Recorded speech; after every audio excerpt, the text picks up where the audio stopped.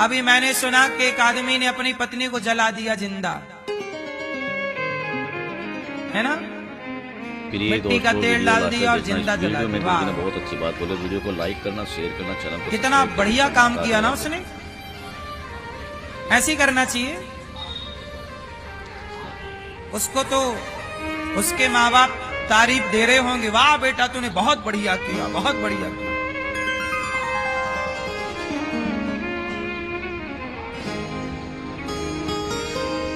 सोचिए, एक महिला को उसने जिंदा जला दिया, कितना कष्ट हुआ होगा उसे जलने में। कितना कष्ट, हम लोगों को रोटी की भाप लग जाए तो कितनी तकलीफ होने लग जाती है। गरम रोटी की भाप लग जाती है तो फफोले पड़ जाते हैं। और वो जिंदा जला दिया, उसे जरा दया नहीं आई, जरा उसे पीड़ा नहीं हुई। क्यों? क्योंकि उसके अंदर शायद दया ही ना रही हो, करुणा ही ना रही हो। इसलिए कहता हूं कि ब्याह करने के पहले, शादी करने के पहले इंसानों की कदर करना सीख लो।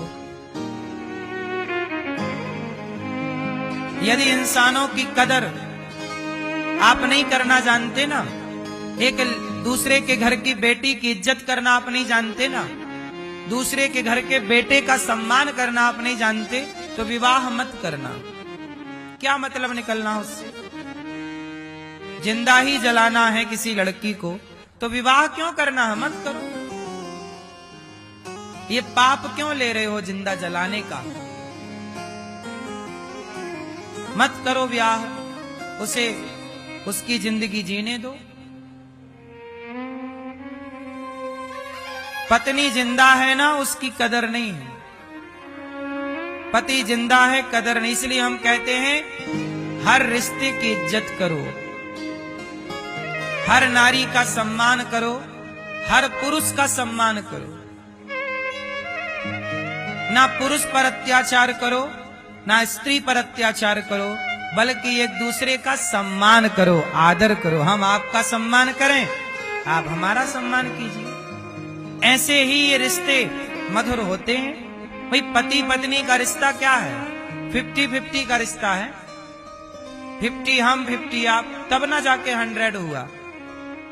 आप अपने को ही सम्माने और पत्नी को कुछ ना समझें या पति को कुछ ना समझ, तो भी तो रिश्ता नहीं चलेगा ना। इसलिए किसी को जला देना ये आपका अधिकार नहीं है। इससे पता लगता है कि आपके संस्कार गलत थे, आपके माँ बाप की कमी रह गई कि आपके माँ बाप ने आपको नारी का सम्मान करना नहीं सिखाया। कई बार हम लोग सोचते हैं कि चलो माँ है, जब तक माँ जिंदा होती है ना, माँ की कदर नहीं समझते हम लोग, कदर नहीं करते, इज्जत नहीं करते। माँ मर जाए तब पता लगता है कि माँ का होना कितना बड़ा गौरव था, सम्मान था। इसलिए मैं हाथ जोड़ के प्रार्थना करूं, कभी अपनी पत्नी को जिंदा जलाने का सोचिएगा भी मत। और किसके लिए जलाया उसने? दहेज के लिए, पैसे के लिए। टॉर्चर करता रहता था पैसे पे। तुम निकम्मे क्यों बन रहे हो? कमाओ ना साहब। एक जिंदगी इसलिए जला दी क्योंकि आपको पैसा चाहिए था, आपको घर बैठे पैसा चाहिए। इसलिए विवाह करने से पहले ये जरूर देख लेना चाहिए कि लड़का काम करता है कि नहीं, कमा के खिला सकता है कि नहीं। जो अकर्मण्य है उससे बेटी ना ब्याह दीजिएगा। जो अपना पेट नहीं भर सकता वो आने वाली अर्धांगिनी का पेट क्या भरेगा? इसलिए बहुत सोच समझ के विवाह करना चाहिए। किसे बेटी देना है, किसे बेटी नहीं देना, कौन योग्य है, कौन अयोग्य है। पहले के लोग बहुत पड़ताल करते थे विवाह करने के पहले, छानबीन करते थे। लोगों की सुनी बातों पे भरोसा नहीं करते थे, आंखों से देखते थे। बहुत लंबे समय तक जासूस लगा के पड़ताल करते थे, लड़की कैसी है, लड़का कैसा, आचार विचार ठीक है या नहीं, तब विवाह सफल होते थे। हाँ या ना? आजकल तो जल्दबाजी में कर देते हैं लोग। आत्मनिर्भर लोग गृहस्थी चला पाते हैं कि नहीं? जोर से बोलो। आज तलाक के केस उठाकर देखिए, ज्यादा तलाक के केस किनके हैं?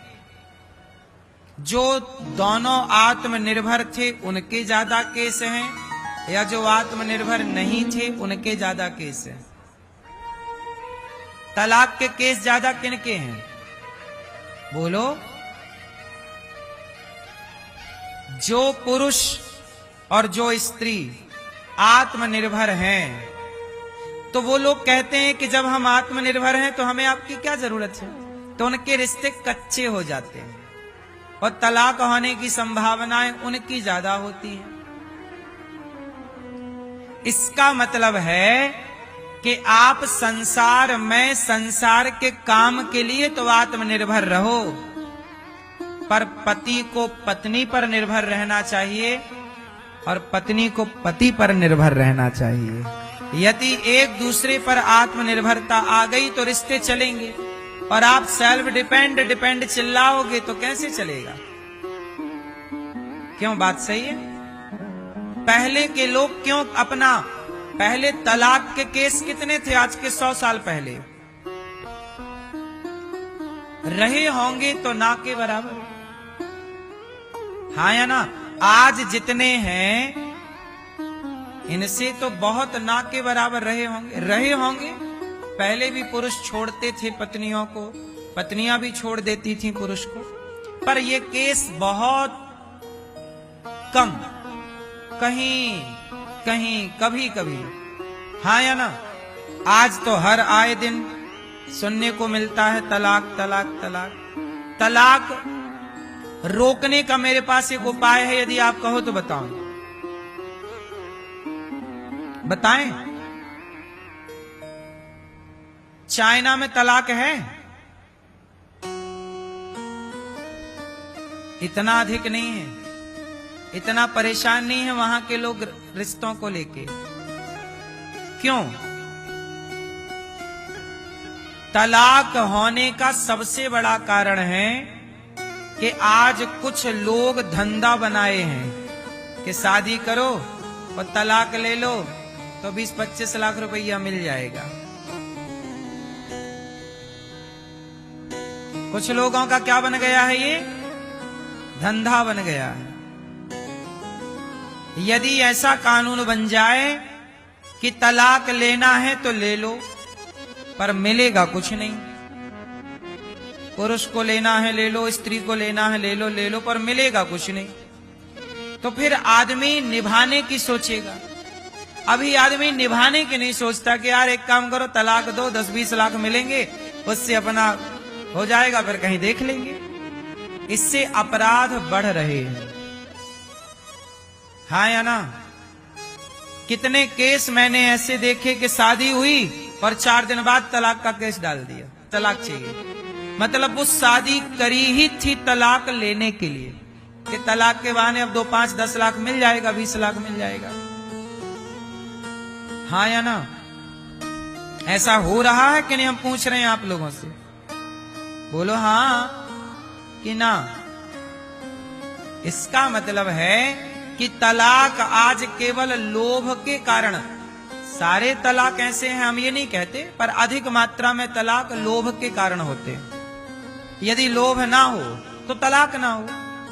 पहली बात तो लोभ ना हो तो तलाक नहीं होगा। दूसरी बात, लड़की और लड़का दोनों कभी ये ना सोचें कि हम घर में सेल्फ डिपेंड बने। नहीं, पुरुष को पत्नी पर निर्भर होना पड़ेगा और स्त्री को पुरुष पर निर्भर, यदि गृहस्थी चलानी है तो।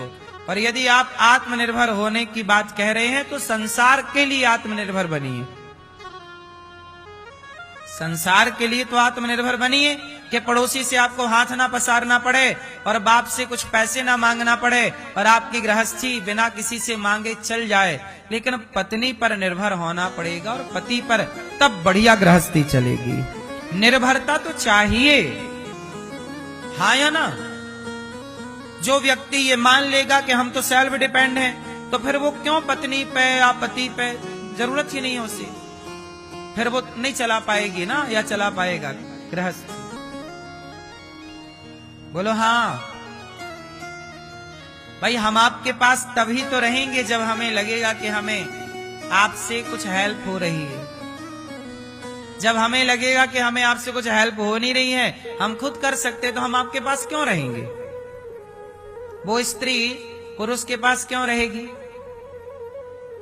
बताओ। वो तो खुद अपना करती है, कमाती है, क्या जरूरत है आपकी फिर? एक चीज और है कि पति पत्नी के बीच में ना पैसा नहीं होना चाहिए। यदि आपने पैसे को महत्व दिया तो आपकी गृहस्थी नहीं चलेगी। पति और पत्नी के बीच में समर्पण हो, प्रेम हो, पैसा बिल्कुल ना हो। मतलब पैसा बिल्कुल ना होने का तात्पर्य है पैसा हो पर पैसा कभी मुद्दा ना बने आपके बीच में। क्या मुद्दा ना बने? सारा पैसा कमाओ और पुरुष कमाए तो सारा पत्नी को ला करके दे, और पत्नी कमाए तो पति को ला कर दे। हाँ या ना? घर की लक्ष्मी कौन? पत्नी। तो जितना कमायो करो लाला, भैया आप लाके पत्नी को दियो करो। देते हो आप लोग? नहीं, पूरा नहीं देते। फिर पूरा किसे देते हो? माँ को। और पत्नी को नहीं देते बिल्कुल। क्यों? कितने साल हो गए शादी की आपकी? 10, 9 साल बाद भी पत्नी पे भरोसा नहीं है, हैं? नहीं है भरोसा? कहां पत्नी आपकी? तो 1 रुपया नहीं देते पत्नी को।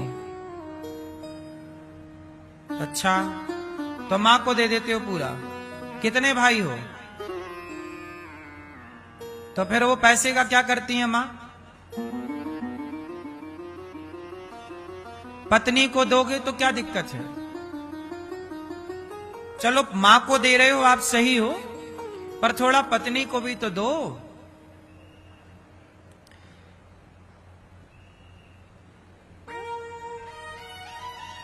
वैसे मां बाप को भी एक प्रार्थना करूं, एक समय बाद आप लोग भी पैसे से मन हटा के और मन भगवान में लगाना सीखिए। पैसा बेटा कमाता है तो बेटे को बोल दो कि बेटा तू कमाता है, तू संभाल पैसा। हम क्या करेंगे? हमें तो, क्योंकि ये पैसा ना बाद में फिर लड़ाई झगड़ा कराता है।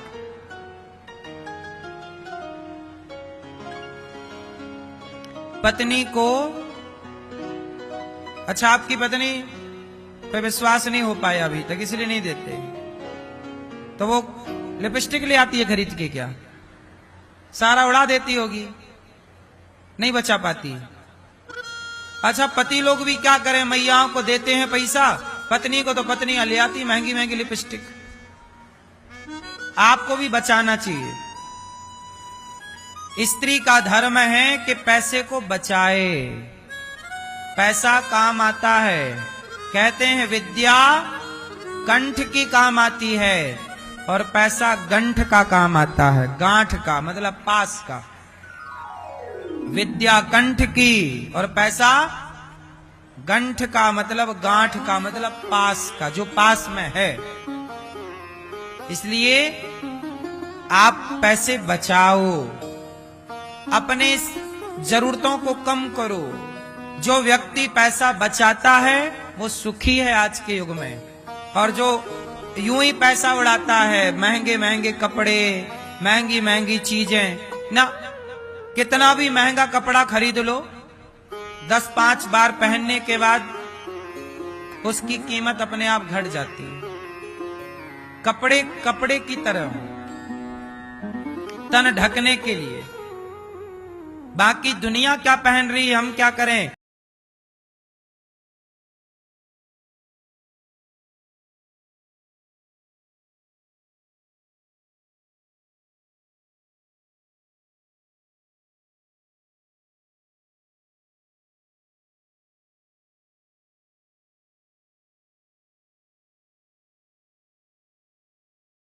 प्रिय दोस्तों, गुरुजी की राय कैसी लगी कमेंट करके जरूर बताना और ऐसे आप वीडियो देखने के लिए चैनल को सब्सक्राइब जरूर करना। राधे राधे गुरुजी।